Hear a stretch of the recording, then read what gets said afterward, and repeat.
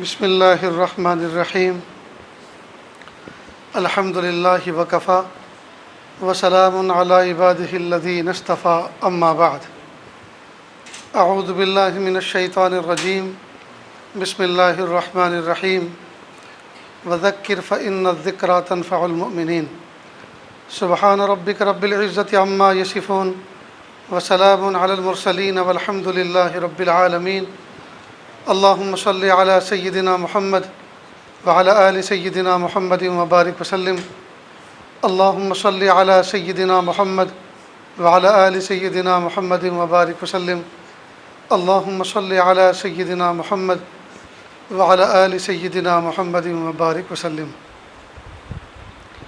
مقصد زندگی اللہ کی بندگی اور مقصد حیات اللہ تعالیٰ کی یاد۔ نہ ہم اپنی مرضی سے اس دنیا میں آئے، نہ اپنی مرضی سے اس دنیا سے جائیں گے۔ اللہ تعالیٰ نے حکم فرمایا تو آگے، اور اللہ حکم فرمائیں گے تو چلے جائیں گے۔ نہ آنے میں ہماری مرضی کا کوئی دخل، نہ جانے میں ہماری مرضی کا کوئی دخل۔ عقل مندی کا تقاضا یہ ہے بیچ کی زندگی بھی اللہ کی مرضی کے مطابق گزرے۔ یہ دین اسلام در حقیقت نام ہے اللہ تعالیٰ کے حکم کی فرما برداری کرنے کا، اللہ کی بات کو ماننے کا۔ اللہ تعالیٰ نے اپنے پیارے محبوب صلی اللہ علیہ وسلم کے ذریعے سے جو دین، جو شریعت اور جو زندگی کا دستور ہمیں عطا فرمایا ہے، اس دستور کو فالو کرنے کا نام دین ہے۔ یہ عاجز کہا کرتا ہے ناچنا منع ہے، ناچنا منع ہے، جائز نہیں، حرام ہے، لیکن مور ناچتا ہے۔ وہ کیوں ناچتا ہے؟ اس کے پیدا کرنے والے رب نے اس کو نچایا ہے، اور ہمیں پیدا کرنے والے اسی رب نے منع کیا ہے۔ حکم اللہ کا چلتا ہے۔ مور ناچتا ہے، بہت خوبصورت ناچتا ہے، اور لوگ اس کو دیکھتے ہیں، تو ہمارے ناچنا منع اور اس کے لیے ناچنا جائز۔ حکم کس کا چلا؟ مرضی کس کی؟ اللہ کی۔ بہن، بیٹی، بیوی تینوں تقریباً ایک جیسی عمر کی ہوتی ہیں جی، لیکن جو تعلقات، جو محبت، جو جذبات بیوی کے ساتھ ہیں وہ بیٹی کے ساتھ نہیں اور بہن کے ساتھ نہیں، حرام۔ تو یہ حکم کس کا ہے؟ اللہ کا۔ لیکن گائے، بھینس، گھوڑے، گدھے، بکرے، بکریاں، ان کے ہاں ماں، بہن، بیٹی کا کوئی رشتہ نہیں۔ تو مرضی کس کی چل رہی ہے؟ اللہ کی۔ تو دین اسلام نام ہے در حقیقت اللہ تعالیٰ کے حکموں کو ماننے کا۔ تو ہم اپنی زندگی کے جس شعبے میں زندگی گزار رہے ہوں، ہمیں چاہیے کہ ہم اس کو معلوم کریں کہ اس شعبے میں اللہ کا حکم کیا ہے۔ میں کپڑا بیچنے کے شعبے سے تعلق رکھتا ہوں، تو مجھے معلوم ہونا چاہیے کہ کپڑے میں کس طرح سے اس کو بیچا جائے تو وہ جائز ہوتا ہے، اللہ کی برکتیں اس کے ساتھ شامل ہوتی ہیں، اور کس طرح سے بیچا جائے تو وہ ناجائز ہو جاتا ہے۔ میں اگر سونے چاندی کے زیورات، گہنے بنا کر گھڑ کر بیچتا ہوں، اس شعبے سے متعلق ہوں، تو مجھے شریعت کا حکم معلوم ہونا چاہیے کہ سونے چاندی کی خرید و فروخت اور بیع و شراء کس طرح سے کی جاتی ہے، اور کس طرح سے جائز، اور کس طرح سے، اور کیا بولنے سے، اور کیا تولنے کس طرح سے کرنے سے کیا حرام ہوتا ہے، یہ معلوم ہونا چاہیے۔ اور اسی کا نام دین و شریعت ہے۔ نیز ایک روایت کے مطابق اللہ رب العزت نے تقریباً 18,000 مخلوق پیدا فرمائی۔ ایک روایت کے مطابق 18,000 میں میں اور آپ بھی ہیں، ایک قسم ہے، ایک نوع ہے، اور ہم اشرف المخلوقات میں سے ہیں۔ سوال یہ پیدا ہوتا ہے 18,000 میں ایک کم کس لیے پیدا کیے، کیوں پیدا کیا، اس کا تو ہمیں پتہ نہیں، لیکن اللہ تعالیٰ نے ہمیں کیوں پیدا کیا یہ تو پتہ ہونا چاہیے۔ اور ایک بات یاد رکھیں کہ اللہ تعالیٰ کا کوئی عمل بیکار نہیں ہے، کوئی کام اللہ کا عبث نہیں ہے، بیکار نہیں ہے۔ برادران وطن میں سے ایک نوجوان کے ساتھ اس عاجز کی بات ہوئی۔ اس نے کہا جی آپ گوشت کھاتے ہیں؟ میں نے کہا جی ہاں بالکل کھاتے ہیں، اس میں آپ کو آپتی کیا ہے؟ آپ نہیں کھاتے، آپ کی مرضی، ہم کھاتے ہیں، ہماری ضرورت ہے، یہ تو ہتھیہ ہے۔ میں نے کہا ہتھیہ کی ویاکھیا کیا ہے، ہتھیہ کی تعریف کیا ہے؟ کہ جیو کو مار دینا۔ میں نے کہا جیو گائے میں، بھینس میں، بکرے میں ہی ہے، مرغے میں ہی ہے، جیو جو ہے مچھر میں نہیں ہے، جیو بچھو میں نہیں ہے، جیو جوں کے اندر نہیں ہے، کھٹمل اور پسو میں نہیں ہے، تو ان کو آپ مارتے ہیں۔ تو پھر ہم اور آپ دونوں پاپی ہوئے، پوتر کون ہوا؟ بھائی ہم مثال کے طور پہ بھینس کو مارتے ہیں، بکرے کو ذبح کرتے ہیں، مرغی کو ذبح کرتے ہیں، مارنا بھی نہیں ہے، ذبح کرنا جو اللہ کا حکم ہے۔ تو ان کو مان لو آپ کے علم کے مطابق، آپ کے نالج کے مطابق ہم مارتے ہیں، تو جوں کو آپ مارتے ہیں، کھٹمل پسو کو آپ مارتے ہیں، جی مچھر کو آپ مارتے ہیں، کیا اس میں جیو نہیں ہے؟ میں نے کہا پھر پاپی تو آپ بھی اور ہم بھی، تو پوتر کون ہوا؟ اب تھوڑی دیر ہم بیٹھے، پھر میں نے کہا دیکھو اگر ٹائم پاس کرنے کے لیے سوال کیا، جیسے کہ مجھ سے پہلے بھی آپ نے لوگوں سے کیا ہوگا، تو پھر میں آپ کی ایک بات کا بھی جواب نہیں دیتا، اور اگر کچھ سمجھنے کے لیے سوال کیا ہے تو پھر میں سمجھانے کے لیے تیار ہوں، لیکن آپ نیوٹرل ہو کر، بالکل خالی الذہن ہو کر، سمجھنے کی نیت سے آپ مجھ سے کوشچن کریں، سوال کریں۔ تو وہ بالکل ٹھیک ٹھاک ہو گیا، کہا جی ہاں مجھے آپ سمجھائیے۔ میں نے کہا دیکھو کچھ جانور وہ ہیں جو شاکاہاری ہیں، ان کی دانتوں کی پروفائل بتاتی ہے کہ وہ گوشت نہیں کھا سکتے، ماंس نہیں کھا سکتے، وہ سبزی ہی کھا سکتے ہیں، جیسے بکری ہے، بھیڑ ہے، گائے ہیں، بھینسیں ہیں، یہ صرف شاکاہاری ہیں، یہ صرف سبزی کھاتے ہیں، جی یہ گوشت نہیں کھا سکتے، اس لیے کہ ان کی دانتوں کی پروفائل میں وہ سسٹم ہے ہی نہیں جو گوشت کو نوچ سکے۔ اس کے علاوہ کچھ جانور وہ ہیں جو صرف مانساہاری ہیں، جیسے شیر ہے، چیتا ہے، وہ صرف گوشت کھاتے ہیں، کوئی ویج نہیں کھاتے، سبزی نہیں کھاتے۔ انسان شاکاہاری بھی ہے، مانساہاری بھی ہے، اس کی دانتوں کی پروفائل اس طرح بتاتی ہے، اس کا پروف دیتی ہے کہ یہ سبزی بھی کھا سکتا ہے اور یہ گوشت خور بھی واقع ہے، اس لیے کہ جو نوکیلے دانت ہوتے ہیں نا اوپر کے حصے میں، نوکیلے دانت، یہ دانت کی وجہ ہی اس لیے ہوئے تاکہ گوشت کو نوچا جائے۔ اب اگر کوئی انسان زندگی بھر گوشت نہ کھائے تو اس کا مطلب یہ کہ اللہ پاک نے نوکیلے دو دانت جو ہیں بیکار پیدا کیے، اور اللہ کا کوئی عمل بیکار نہیں ہے، اللہ کا کوئی عمل عبث نہیں ہے، بیکار نہیں۔ خیر اس طرح کی بات ہوئی ان سے، تو عرض کرنے کا منشا یہ ہے کہ ہمیں چاہیے کہ ہم دین کو سمجھیں۔ ہم دنیا میں آئے ہیں، پیدا ہوئے اللہ کے فضل سے، تو صرف اس لیے اللہ نے پیدا نہیں کیا کہ کھائیں پئیں اور انجوائے کر کے چلے جائیں۔ اگر کھانا پینا اور انجوائے کرنا یہی مقصد ہے زندگی ہوتا تو اس کام کے لیے تو دنیا میں جانور بہت ہیں جن کا کام ہی ہے صرف کھانا پینا، موج مستی کرنا۔ تو پھر اللہ پاک کو، ہم انسانوں کو پیدا کرنے کی کیا ضرورت ہے؟ ہم انسانوں کو اللہ پاک نے اس لیے پیدا کیا، اللہ تعالیٰ چاہتے یہ ہیں کہ میرے بندے مجھے پہچانے، میری محبت و معرفت کو حاصل کریں۔ تو 18,000 مخلوق جو اللہ نے پیدا فرمائی، اس میں سے حضرت انسان کو پیدا کرنے کا مقصد صرف اور صرف یہ ہے، جبکہ دوسرے جانوروں کا یہ مقصد نہیں ہے۔ اللہ پاک نے انسان کو اس لیے پیدا کیا تاکہ میری محبت اور معرفت کو حاصل کرے، مجھے پہچانے اور مجھ سے محبت کرے۔ تو جب ہدف اور ٹارگیٹ یہ ہے کہ اللہ کی محبت و معرفت کے لیے ہم پیدا ہوئے ہیں، تو یہ محبت و معرفت کے ٹارگیٹ کو پائیں کیسے؟ قربان جائیں، اللہ رب العزت نے ہمیں اس کا ہدف بھی بتلایا، اس کے پانے کا طریقہ بھی بتایا، اور پانے کا طریقہ یہ کہ اس کے لیے 2 راستے ہیں، اوامر پر عمل کریں اور نواہی سے بچیں۔ کیا مطلب؟ جس طرح ریلوے ٹریک ہوتی ہے، ریل کی پٹری ہوتی ہیں اور وہ 2 ہوتی ہیں، انجن اسی وقت چل سکتا ہے جب دونوں پٹری صحیح سالم ہو، ایک صحیح سالم ہو اور دوسری ناقص ہو، ایک صحیح سالم ہو جی اور دوسری سرے سے نہ ہو، تو ریل کا انجن ٹرین کے ڈبے کو لے کے منزل پہ نہیں پہنچ سکتا۔ ٹھیک بالکل اسی طرح جس طرح ٹرین کے انجن کے چلنے کے لیے 2 پٹری کا صحیح سالم ہونا ضروری ہے، حضرت انسان کو بھی جی 2 چیزوں پر عمل کرنا ضروری ہے، اور وہ یہ کہ اوامر پر عمل کریں اور نواہی سے بچیں۔ اوامر کسے کہتے ہیں؟ اللہ پاک نے جو کاموں کے آرڈرز دیے ہیں، جن کاموں کے کرنے کے اللہ پاک نے احکام دیے ہیں، ان احکام کو فالو کریں، اور جن کاموں کے نہ کرنے کا اللہ پاک نے حکم دیا ہے ان کاموں سے بچیں۔ اب ہم میں سے کتنے ایسے ہیں جو ماشاءاللہ بہت سے اوامر پر عمل کرتے ہیں لیکن نواہی سے نہیں بچتے؟ بہت سے وہ ہیں جو نواہی سے بچتے ہیں لیکن اوامر پر عمل نہیں کرتے، ایک وہ ہیں جو 5 وقت نماز پڑھتے ہیں، رمضان کے روزے رکھتے ہیں، تلاوت ذکر و اذکار کرتے ہیں، حج عمرے ہو چکے ہیں اور کرنے کا ارادہ بھی ہے، اوامر پر عمل کرتے ہیں، لیکن ان کی نگاہیں قابو میں نہیں، زبان قابو میں نہیں، جذبات قابو میں نہیں، تو یہ نواہی سے نہیں بچتے۔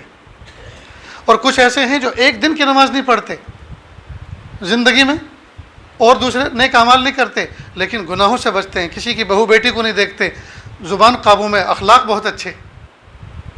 تو ان کے اندر ایک خوبی ہے تو دوسری کمی ہے، اور ان کے اندر ایک خوبی ہے تو یہ کمی ہے۔ دونوں کے اندر دونوں چیزوں کا ہونا ضروری ہے، اوامر پر عمل کریں اور نواہی سے بچیں۔ اور قربان جائیں، اللہ رب العزت نے یہ 2 راستے بتلا کر 2 ہیلپر بھی دے دیے کہ اوامر پر عمل کرنا آسان ہو جائے اور نواہی سے بچنا کوئی مشکل نہ رہ جائے، یہ دونوں کام آسانی سے ہو جائیں۔ اس کے لیے اللہ پاک نے 2 ہیلپر دیے، اور وہ کیا ہیں؟ ذکر اللہ اور صحبت اہل اللہ۔ جو بندہ ذکر اللہ کرتا ہے، قرآن پاک کی تلاوت کرتا ہے، اللہ کا ذکر کرتا ہے اور اللہ والوں کی صحبت کو اپناتا ہے، تو ان دونوں کی برکت سے اللہ پاک دونوں پہ عمل کرنا آسان کر دیتے ہیں، یعنی اوامر پر عمل کرنا آسان کر دیتے ہیں، نواہی سے بچنا آسان فرما دیتے ہیں۔ یہ ہے اسلام کا نصاب، یہ ہے سلیبس اسلام کا۔ بس اتنا سا کام کرنا ہے، جن کاموں سے منع کیا ان سے بچیں۔ اور عجیب بات یہ ہے کہ ہم لوگ فزیکل لائف کو نقصان دینے والی چیزیں جو ہوتی ہیں ان سے بچتے ہیں۔ مثلا آپ کسی دوست کے پاس جائیں اور چاکلیٹ بھری ہوئی ڈش لے کر آئے، ایک پلیٹ لے کر آئے چاکلیٹ سے بھری، کہ دنیا جہان کی یہ چاکلیٹیں بڑی قیمتی قیمتی چاکلیٹ ہیں، لیکن ان میں سے کوئی ایک زہر کی ہے، یہ پتہ نہیں ہے کون سی ہے، تو ایک بھی کھائیں گے کوئی؟ یہ جو ڈش بھری ہوئی ہے، یہ جو پلیٹ بھری ہوئی ہے، یہ ساری عجیب عجیب ملکوں سے آئی ہیں اور بڑی خوش ذائقہ ہیں، لیکن ایک چاکلیٹ اس میں سے زہر کی ہے، یہ پتہ نہیں وہ کون سی ہے۔ تو جسم کو نقصان نہ پہنچا دے، کیا پتہ جو میں اٹھا کے کھاؤں وہی زہر کی ہو، تو ہم ایک کو بھی ہاتھ نہیں لگاتے، ایسا ہی ہے نا۔ تو جسم کے نقصان سے بچنے کے لیے ہم اتنی احتیاط کرتے ہیں، پھر روح کے نقصان دینے والے اعمال سے بچنے کی کیوں اہتمام نہیں کرتے؟ بس اسٹینڈ پہ ہم کھڑے ہوں اور اچانک کوئی آدمی ہماری صورت کو دیکھ کے ترس کھائے اور ہمارے پاس آئے اور کہے کہ دیکھو یہ جو بس ابھی آنے والی ہے جس کے انتظار میں آپ کھڑے ہیں، کچھ لوگ آپ کے دائیں بائیں اور بھی کھڑے ہیں، کہ جی ہاں، کہا ان میں جو یہ چشمے والا، یہ جو ہاتھ میں کڑا پہنے ہوئے ہیں، لمبے لمبے ناخن ہیں جس کے، اس کو دیکھ لو، اس کی پہچان ہو چکی ہے، یہ جیب کترا ہے، پاکٹ مار ہے، اس لیے جب بس میں چڑھو تو ذرا خیال رکھنا یہ آپ کے آس پاس میں نہ آ جائے۔ اب وہ آدمی اجنبی ہے، آپ کو کہہ کر گیا، اور اس کے بعد میں 70 امکان ہے، ہو سکتا ہے فراڈ ہو سکتا ہے ہمیں دھوکہ دے کر گیا ہو سکتا ہے ہماری فلم بنا کر گیا ہو، جی ہمیں بیوقوف بنا کے گیا ہو، یہ سب امکان ہے، لیکن مال کی حفاظت کے لیے چونکہ کسی نے آگاہ کیا، لہٰذا ہم راستے بھر اس آدمی سے کنارہ کر کے رہیں گے اور فاصلہ بنا کے رکھیں گے۔ تو مال کے نقصان سے کسی نے آگاہ کیا تو ہم اتنا زیادہ آگاہ ہو گئے، اور پورے راستے ہم بس پہ سیٹ پہ بیٹھنا بھی ہم نے گوارا نہیں کیا، دور دور کھڑے رہے کہ کہیں یہ آدمی ہمارے پاس نہ آ جائے۔ ہم نے اتنی احتیاط برتی، اور اتنے پیارے رب نے فرمایا شیطان تمہارا کھلا دشمن ہے، ذرا اس سے بچ کر رہنا، لیکن ہم نے اس سے بچنے کی کوشش نہیں کی۔ مال کا نقصان دینے والے شخص کے انسان سے بچنے کی کوشش کی، اور ایمان کا نقصان دینے والے ذات یعنی شیطان سے اللہ پاک نے ہمیں آگاہ کیا، لیکن ہم اس سے آگاہ نہیں ہوئے۔ کتنی بڑی عجیب بات ہے۔ اس لیے میرے بھائیو، ہم اللہ تعالیٰ کے احکام کو مانیں، ہم اللہ کے احکام کو فالو کریں، ہم اللہ کے احکام کو سمجھیں، اس میں ہمارا ہی نفع ہے، اللہ کا کوئی نفع نہیں۔ ہم سارے کے سارے اللہ تعالیٰ کے احکام پر آ جائیں، اللہ کی شان میں کوئی اضافہ نہیں ہوگا، ہمارا نفع ہوگا۔ ہم سارے کے سارے اللہ کے باغی طاغی بن جائیں، نافرمانی کریں، اللہ کا بال برابر بھی ہم کوئی جو ہے نقصان نہیں کر سکتے، ہمارا اپنا ہی نقصان ہوگا، اللہ کا کوئی نقصان نہیں ہوگا۔ تو اللہ پاک نے جو ہمیں دین دیا، اللہ پاک نے جو ہمیں اسلام دیا، اللہ پاک نے جو ہمیں شریعت دی، اللہ پاک نے جو ہمیں احکام دیے، خدا کی قسم اس میں میرا اور آپ کا نفع ہے، اللہ کا نفع نقصان نہیں ہے۔ ہمیں چاہیے کہ ہم اس پر عمل کریں، اس پر عمل کریں، تو کریں گے نا انشاءاللہ۔ اس محفل میں نکاح بھی ہے کوئی؟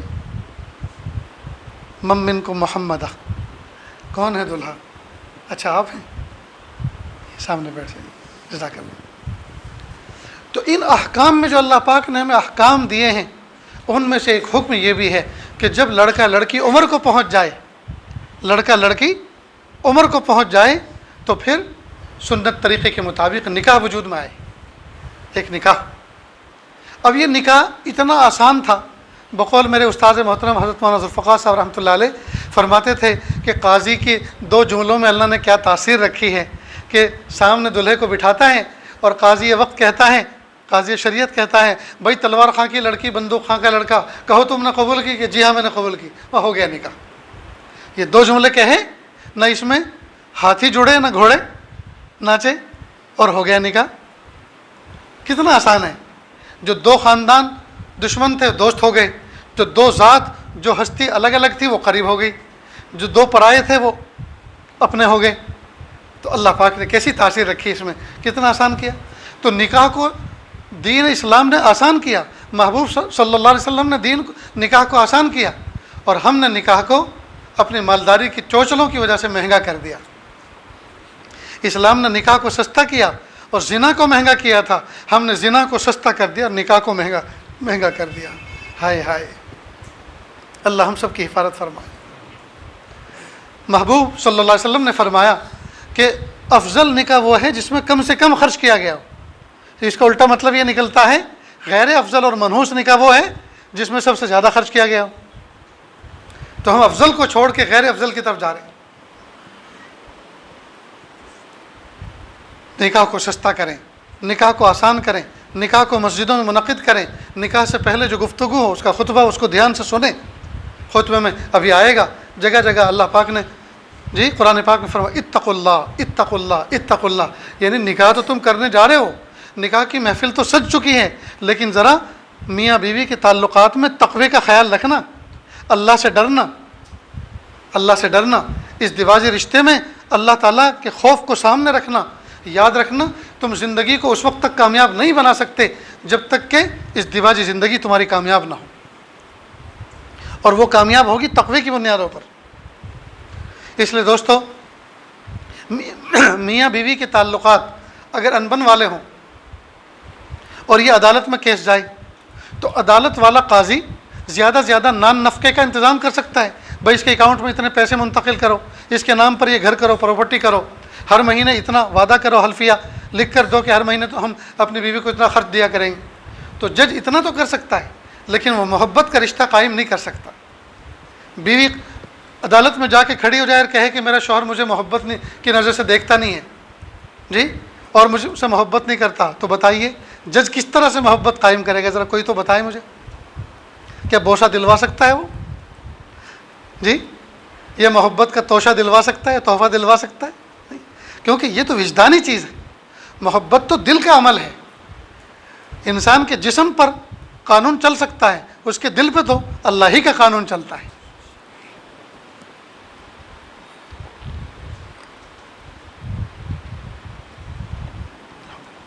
اور اللہ کا قانون کیسے؟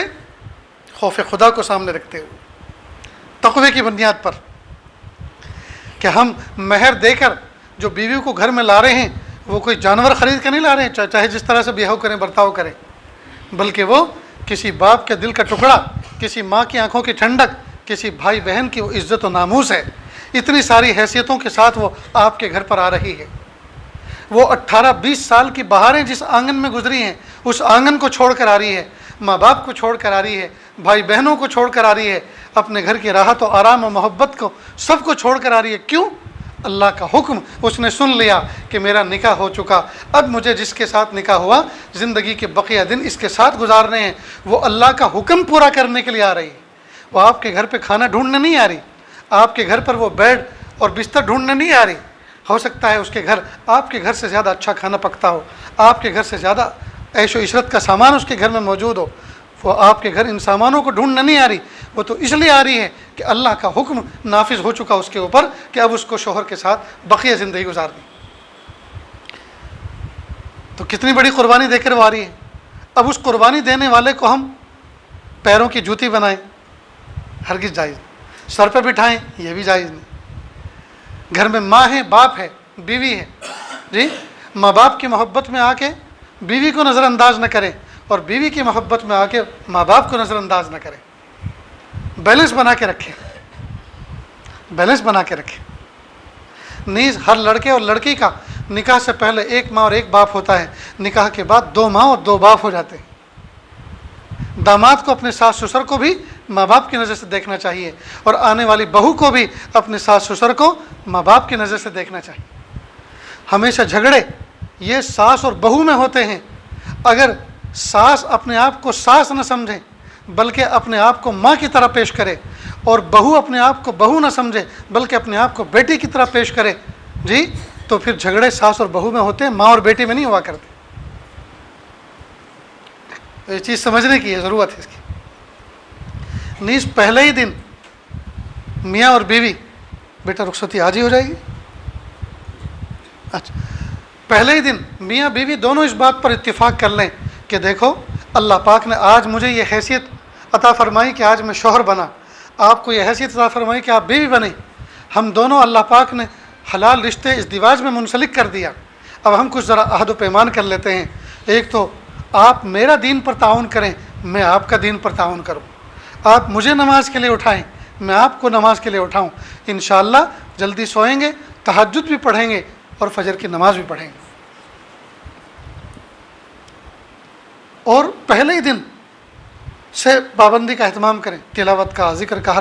کئی مرتبہ دلہا دلہن نئی نویلے ہوتے ہیں، 10-15 دن کئی مرتبہ نہ غسل کے ٹھکانے، نہ وضو کے ٹھکانے، نہ نماز کے ٹھکانے. جب ایک دوسرے کے پانی کو دونوں ناپ لیتے ہیں جی، پھر وہ کسی سمجھائے میں نہیں آتے. وہ سمجھتے ہیں کہ اس نے بھی دیکھ لیا کتنے پانی میں، اس نے بھی دیکھ لیا وہ کتنے پانی میں، بس ہو گیا کام. ایک چھوٹا سا لطیفہ سناؤں آپ کو بات سمجھنے کے لیے. 2 بھائیوں کا رشتہ ایک ہی گھر میں ہوا، 2 سگی بہنوں کے ساتھ، بڑے کا بڑی کے ساتھ اور چھوٹے کا چھوٹی کے ساتھ. 1-1.5 سال کے بعد بڑے بھائی نے چھوٹے بھائی سے کہا بھئی یہ تمہاری بیوی نے جس ماں کے پیٹ میں پیر پھیلائے تھے اسی ماں کے پیٹ سے میری بیوی پیدا ہوئی، ان دونوں سگی بہنیں ہیں، پھر تیرے والی اتنی شریف کیوں اور میرے والی اتنی بدماش کیوں؟ چھوٹے بھائی نے کہا بھائی جان ایسا تھوڑی ہے، یہ بھی اسی ماں کی اولاد ہے، لیکن میں نے تو پہلی رات میں بلی ماری تھی. بس وہ دن اور آج کا دن یہ زاویے میں آ گئی. کہ وہ کیسے، ذرا مجھے کچھ تفصیل تو بتا، بھائی ہو کر تو نے اتنا بڑا راز چھپا کے رکھا، بلی کیسے ماری؟ ارے ایک کیا میں 2 مار دوں گا. تو کہا ہوا یہ کہ جب میں کمرے میں گیا تو میں نے پہلے سے اپنے جانے سے پہلے بلی اندر پہنچا دی تھی. اب جو 2 رکعت پڑھی تو میں نے بیوی کو کہا نیک بخت، یہ ذرا تلوار اتارو جو کھوٹی پہ لٹکی ہوئی ہے میری. وہ کانپتے ہاتھوں سے اس نے تلوار اتاری کہ انجام کا پتہ نہیں کیا ہوگا. ڈرتے ڈرتے تلوار میرے ہاتھ میں دے دی. میں نے بلی چارپائی کے نیچے نکالی اور 2 ٹکڑے کر دیے. اور وہ تھر تھر کانپنے لگی. اس کے بعد پھر میں ہنسی خوشی اس کے ساتھ بیٹھا، وقت گزارا. بس اس کو انسائیڈ یہ میسج پہنچ گیا کہ میرا شوہر تو بڑا خطرناک ہے. وہ رعب ایسا پڑا ہے کہ آج تک اور رہتی دنیا تک اس کے دل پہ وہ رعب رہے گا. جزاک اللہ. تو اس نے کہا اس میں کیا ہوا، میں بھی آج مار دیتا ہوں. اب رات کو اس نے بھی ایک بلی چارپائی کے نیچے چھوڑ دی، تلوار لٹکا کے رکھی کھوٹی پر، اور اپنی بیوی سے رعب کے ساتھ کہا یہ تلوار اٹھاؤ. بیوی نے کہا کیوں؟ کہ بلی مارنی ہے. کہ اس معصوم نے کیا بگاڑا، کہیں ایسا نہ ہو یہ الٹی تم پہ چل جائے. کانپ گیا. صبح کو اٹھا اور بھائی سے کہا بھائی اس نے تو نہیں مارنے دی. کہا وہ تو پہلے دن مارنی پڑتی ہے، وہ تو پہلے دن مارنی پڑتی ہے. اللہ اکبر. بہرحال یہ ہے تو لطیفہ، لیکن اس میں بات سمجھنے کی ہے. پہلے دن کچھ عہد معاہدے کر لیں، اس طرح زندگی گزاریں گے، اس طرح ایمان و تقوی کے ساتھ آگے بڑھیں گے، اور اللہ تعالیٰ سے نیک نسل انسانی کی دعائیں کریں گے. ہم نیکی اور تقوی پر رہیں گے تو ہماری پشت سے آنے والی اولاد بھی نیکی اور تقوی پہ ہوگی. اور ہم اگر بگڑے ہوئے ہوں گے تو ہم اپنی امید سے، اپنی اولاد سے کوئی توقع نہیں رکھ سکتے. اللہ تعالیٰ سے دعا ہے اللہ تعالیٰ کہنے سننے سے زیادہ عمل کی توفیق عطا فرمائیں. وآخر دعوانا ان الحمد للہ رب العالمین. بیٹا کلا جواب دے گیا، خطبہ کسی وجہ سے پڑھوا لیں تو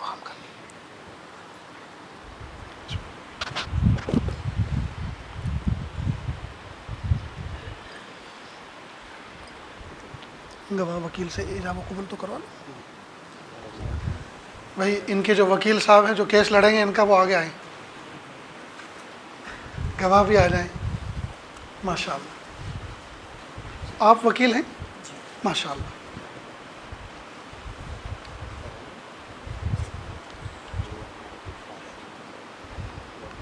یہ تو آپ کے خسر ہے شاید.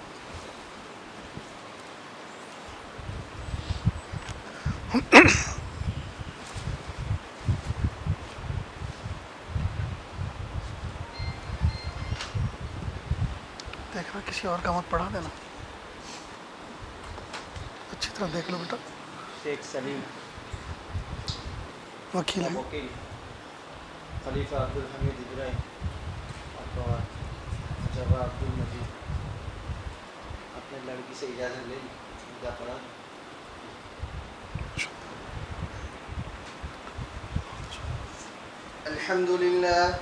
الحمد لله نحمده ونستعينه ونستغفره ونؤمن به ونتوكل عليه ونعوذ بالله من شرور أنفسنا ومن سيئات أعمالنا. من يهده الله فلا مضل له ومن يضلله فلا هادي له. ونشهد أن لا إله إلا الله وحده لا شريك له ونشهد أن سيدنا ومولانا محمدا عبده ورسوله. أما بعد فقد قال الله تبارك وتعالى في القرآن المجيد والفرقان الحميد. فأعوذ بالله من الشيطان الرجيم. بسم الله الرحمن الرحيم. يا أيها الناس اتقوا ربكم الذي خلقكم من نفس واحدة وخلق منها زوجها وبث منهما رجالا كثيرا ونساء واتقوا الله الذي تساءلون به والأرحام إن الله كان عليكم رقيبا. وقال تعالى يا أيها الذين آمنوا اتقوا الله حق تقاته ولا تموتن إلا وأنتم مسلمون.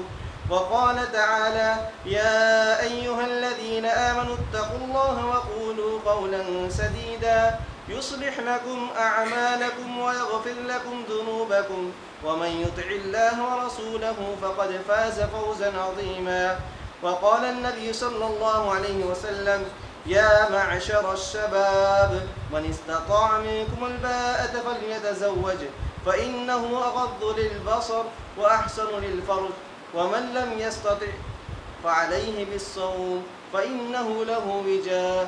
وقال صلى الله عليه وسلم النكاح من سنتي. وقال ومن رغب عن سنتي فليس مني أو كما قال عليه الصلاة والسلام.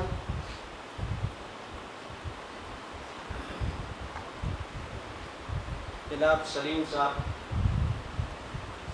آپ نے اپنے موکلہ نرگس بیگم سلیم شیخ کی ذات کو سہیل عبدالحمید خلیفہ کے نکاح میں 5000 نقد مہر کے عوض بیوی بنا کر دیا.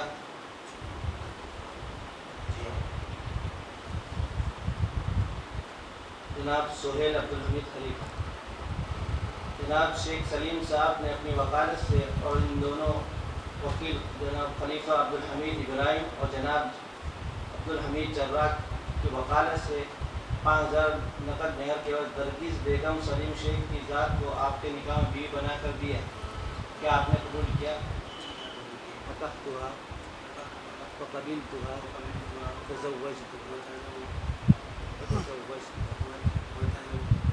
ماشاء اللہ. بارک اللہ فیکم. بسم اللہ الرحمن الرحیم. اللہم صلی علی سیدنا محمد وعلی آل سیدنا محمد وبارک وسلم. لا احصی ثناء علیک انت کما اثنیت علی نفسک رب اغفر وارحم وانت خیر الراحمین. حسبی اللہ لا الہ الا ہو علیہ توکلت رب العرش العظیم. اللہ جی, اس محفل کے اندر جو نکاح منعقد ہوا, رب کریم اس نکاح کو طرفین کے حق میں خیر و برکت کا باعث بنا کر قبول فرما, نیک نسل انسانی کی افزائش کا ذریعہ بنا کر قبول فرما. پیارے اللہ, اس بچے کو اس دیواجی زندگی کی حقیقی لذت عطا فرما, حرام لذتوں سے اللہ حفاظت فرما. اس محفل میں نہ جانے کتنے نوجوان بچے ایسے بیٹھے ہوئے ہیں جو عمر کو پہنچ چکے لیکن کوئی مناسب رشتہ نہیں مل رہا. اللہ نیک سالے رشتے عطا فرما. جن کے رشتے ہو چکے ہیں نکاح کرنا آسان فرما, سادگی سنت و شریعت کے مطابق نکاح کرنا آسان فرما. جن کے نکاح ہو چکے ہیں لیکن آج تک میاں بیوی میں ازدواجی جو تعلق اور محبت ہونی چاہیے وہ نہیں ہے۔ پیارے اللہ ان کے دلوں میں محبت پیدا فرما۔ جن کا نکاح ہوئے زمانہ گزر چکا، گود اولاد سے خالی ہے، اللہ نے ایک سال اولاد عطا فرما، بیٹے اور بیٹیاں عطا فرما۔ جو افراد اس محفل میں بیٹھے ہوئے ہیں ان کے گھروں میں جوان جوان بچے اور بچیاں عمر کو پہنچ چکے ہیں اور بیٹھے ہوئے ہیں، اللہ ان کو نیک سال رشتے عطا فرما۔ اللہ جو بیماری اس وقت پوری دنیا میں پھیلی ہوئی ہے، یا اللہ اس بیماری سے امت مسلمہ کی حفاظت فرما، تمام انسانیت کی حفاظت فرما۔ یا اللہ سب کو آپ کو پہچاننے کی توفیق عطا فرما، آپ کی قدرت کا ادراک کرنے کی توفیق عطا فرما۔ یا اللہ جو ماضی قریب میں انتقال کر چکے ہیں، اللہ ان کی مغفرت فرما، درجات کو بلند فرما۔ اس محفل میں جتنے لوگ بیٹھے ہوئے ہیں سب کے دلوں کے اندر کچھ نہ کچھ نیک تمنائیں ہیں، مرادیں ہیں اور ارادے ہیں۔